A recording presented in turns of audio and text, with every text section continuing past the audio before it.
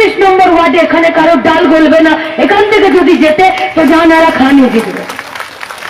আমাদের কাছে পার্টি এরা, আমাদের কাছে পার্টি দীনেশ মন্ডল, রুনু দত্তরা এই কারণে, কারণ আমাদের পার্টিতে কেউ কিছু আনডিউ অ্যাডভান্টেজ কোনো সুযোগ সুবিধা নিতে আসে না।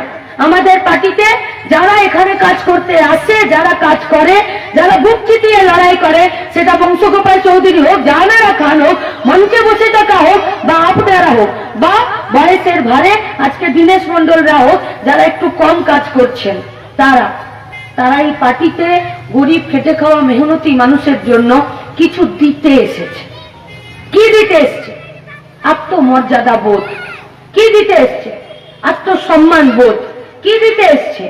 আমি একা বাঁচতে পারবো না, আমাকে যদি বাঁচতে হয় তাহলে সবাইকে নিয়ে বাঁচতে হবে। কি দিতে এসছে?